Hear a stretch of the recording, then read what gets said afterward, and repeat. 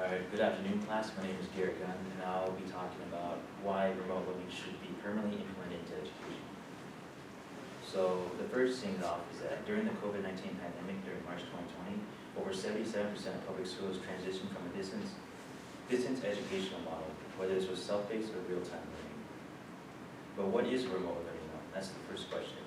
Well, it's simple. It's when an instructor and learner are physically separated but use some form of communication or technology that conveys lessons and ensure an education is being met. Usually this is meant by email, video conference, discussion boards, and I guess any other technological platform to teach students. There are different types to remote learning. However, the most common one is entirely online learning. That's the one that remote learning. But remote learning does have a history to it though. Remote learning is obviously not new, but when 2020 first happened, that's when everybody seemed to be more vast spread or aware of the concept or idea of it. But it was originally introduced in the 1700s when a businessman offered people education through mail. So originally what we would do is they would give you whatever, they mail it to you, and then you have to fill it out and you mail it back, and it verifies whether or not you get an education. Now, of course, this was the 1700s, 1800s. How can you validate that, right? I mean, anybody can do it. But at the same time, too, it was being offered at least, right? I mean, that's kind of the one way to ensure people are actually getting educations versus just having people be in a classroom. But other forms is obviously asynchronous, which means online. You set a time in which learners or students can access the course material or assignments at their own time, their own schedule. The one I was talking about is called correspondence course. So that was the one where you submit it by mail, but it was also the place.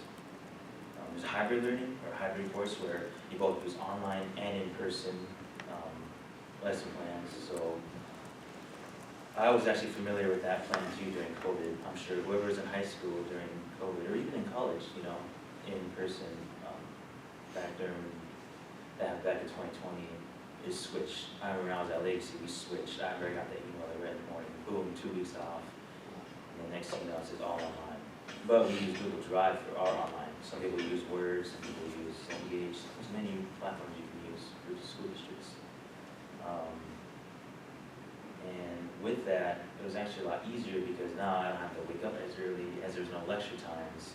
Along with that, the homework was given to you along with the course materials and lesson plans. So what the teachers would have to do was they write a lesson plan, potentially do a lecture through video recording or Zoom, depending on how they did it. And when they came through that, or when that was being made, they give you a certain amount of time to complete the assignment, right? Like usually I was given a whole week to do an assignment, which a lot better than doing it in person. When you have a teacher saying math homework due the next class period, well, as online, they'll give you lessons plans and course material and say, let's get it done by, let's say, Friday at midnight, right? More realistic time for college. But for Legacy, though, it was different, where it was due the time your class started. So for me, I had math in the morning. I forgot which time now, but it was in the morning. So, but with that being said, though, why should this even be incorporated? Well, it's simple. During COVID, obviously 77% of public schools transitioned to the online learning-based model. Also, private schools did it as well, but at a lower rate, 73%. And at the same time, too, what public schools did incorporate with their thing is that they'd submit paper material, right? And they ship it back to the student. So what the student would have to do is, I had to do this as well, my senior year is, you go to the college, you don't have to go to the classroom, you just have to go to the office. They give you the paperwork or whatever the teacher has you do, then you come back home, complete it at home, and ship it back, right? That's another way people should allow people to have that kind of flexibility, right? It's flexibility is all about. That's the whole point of it, right? And also, thing is social pressure and bullying, right? You know, when 2020 was happening, that's when the change of racial, social, and just so many factors into people's lives that it tended to make people have a different opinion, right? Like for instance, the LGBT community, right? When that was big during 2020, even before that, but 2020 is when it became essentially big, you know, and even now people are not accepting of it, but back then it wasn't common, you know, to see that, like, and even at Legacy, there's only like a few people I can name offhand who were of that community, you know, and I don't know, I never experienced bullying like that, but I did hear stories of them being harassed and discriminated against for that. So with online learning, however, they can still get an education yet, while at the same time too, avoiding those bullying and social pressure situations, right? And that right there is just an ethical response, right? You're gonna deny these people an education just because you don't agree with them, anybody with the brain should know that that's not the correct way how you handle that, you know? And at the same time too, when high school and stuff was doing it, also colleges and institutions as well. During COVID, during the initial spring, 84% of college students also reported having their classes moved to online learning as well.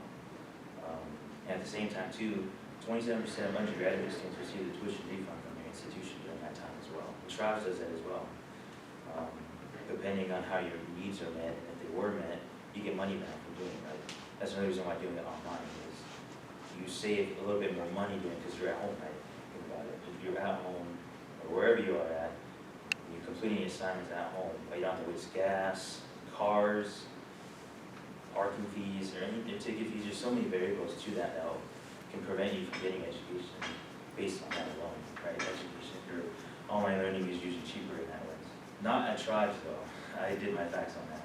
It's usually the same price here, but at the same time too, it's offered here, right? General education is offered online, fully online, criminal justice and business, but only for the 2-year portion. So that right there shows that this tribal college, they know that students who apply here are able to get a hold of online education, right? Because obviously, you already know, throughout the semester, we learn how tribal communities are generally not familiarized or just simply inadequate to have these resources, right? But now, with online learning, people are able to get an education, right? As referring back to, like I said, some communities were unable to get it. Well, in this case, they're able to get it now because of Wi-Fi and just all the technological, thresholds or something, you know, just ensures that people can get education way out there, you know, reservation.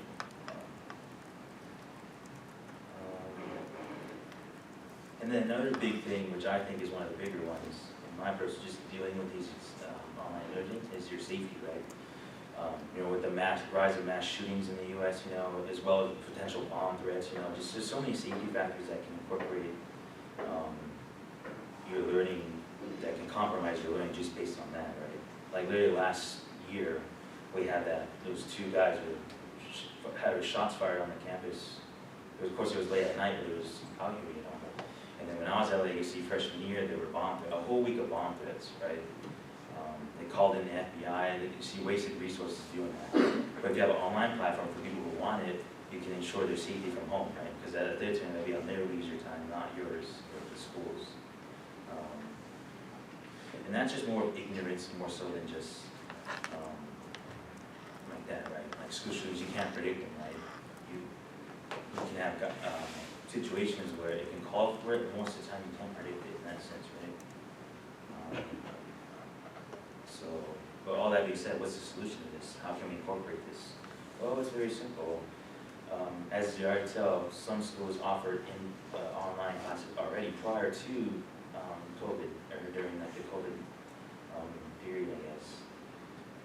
The best way you can see it is for K through 12, that's kind of difficult because that determines public funding, right? It's all based around funding in this sense because you gotta have instructors not only teach in-person classes, but also online classes as well. And that may be a very difficult thing for students and teachers as well, because they're the ones actually supplying you with the lesson plans and course materials. That's kind of where you want to draw the line of how can funding be diverted to this. And it also depends on the curriculum as well, right? Do you really want to do math online, right? Calculus. Like, I had to do calculus online, and that was a pain in the ass, I'm not going to lie. So, but for other math, maybe lower math like algebra, right? Or geometry, you know, like there's so many resources for it, like Khan Academy, Math Tutor on YouTube, you know, there's so many ways around that. So that's another thing that I consider too when we incorporate online or remote learning for students and teachers. And there's also accommodations for those teachers and students, right, like relationships and routines, right? If we're gonna do online, you're not in person, well, you gotta find a way to get your lesson plan in while also having a student complete homework as well. And that right there is very simple to solve in this sense because it's all online, right? For instance, you go here, we'll use my class as an example.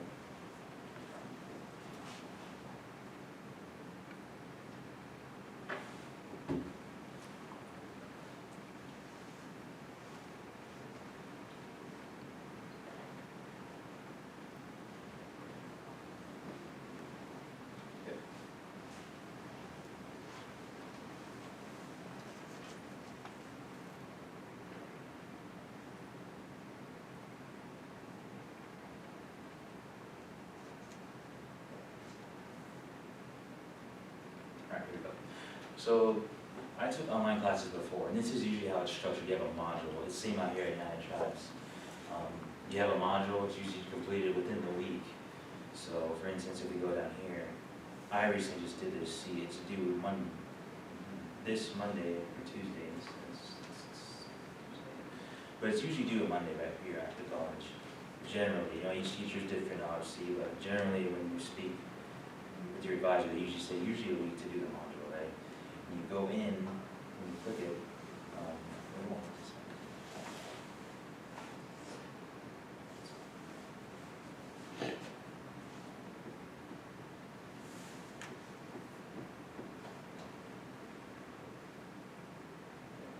let's try that again. Okay. So when you go in, this is usually how it's structured. And what's the good thing about Cengage with online stuff is that it essentially holds your hand for how you do it, as this is just a portion of the text, the chapter you have to read. Of course, you want to read the whole chapter, but knowing students, are you really going to read the whole chapter? Probably not, especially on here. So how they helped it is that they show you a portion of it you have to read, as well as highlighting bold points. So these blue ones here, if it's a given that is usually highlighted, it might be on a test, right? Important information you need to know. And you also just read through it, and it shows you essentially what you need to learn from the chapter. And then you answer these little questions on the side, and they give you a few chances to try it. I already answered it, but they usually give you 3 chances to get a shot at it before you get it wrong. So this is kind of a good baseline to show how it can be incorporated into curriculums, right? Especially with college institutions. It's by using Cengage as an example. This is how you do it, right? And then let me back up here. Back up here.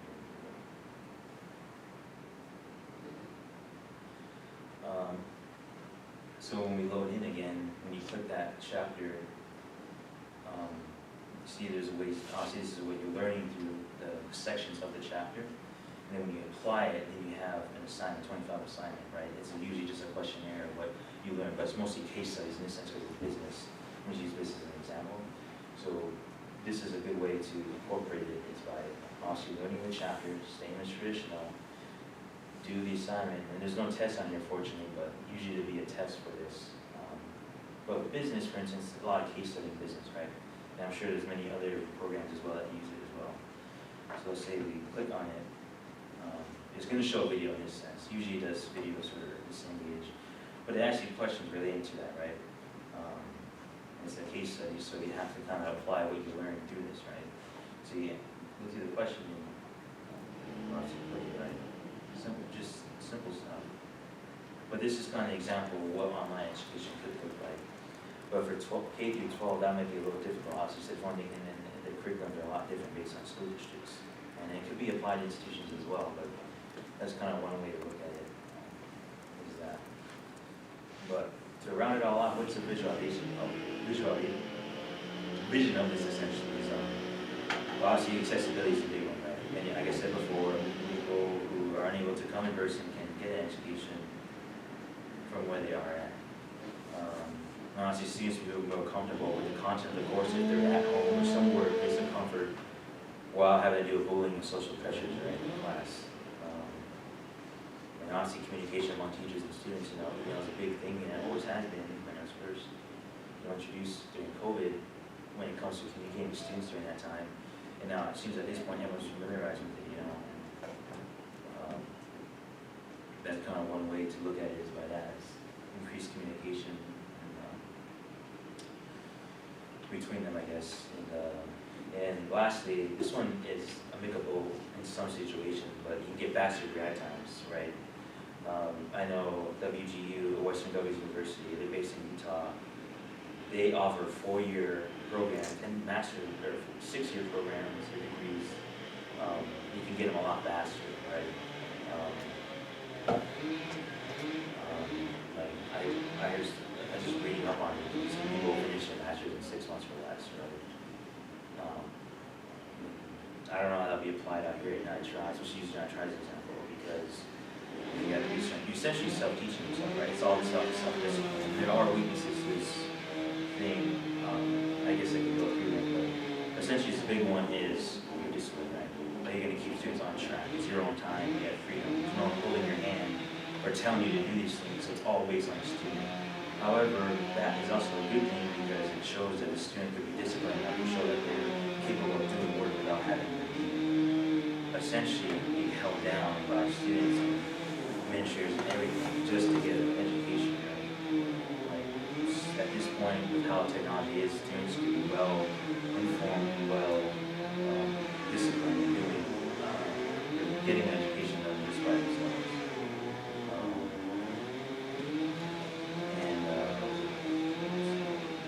And lastly, this is kind of rambling here, is call to action. What do we need to do to take this? First is advertising, right? Marketing. You got to market. How are you going to do this, right? Let's say tribes. The big catch here would be if you go to career fairs or just summits or anything along those lines, say we do online programs for people who can't get it, who can't come in person, right? And that'll be the biggest way to get it out there, essentially. And another thing is to bring awareness to people understanding technology, right? Like I can talk all about online, but no one knows how to use it, especially boomers. How are they going to understand how to do it, right? How are they going to look up a basic web address, right? How are they going to get into Google Drive or Word or stuff like this, right? You gotta show them how to do it. Essentially, you gotta hold their hand and do it.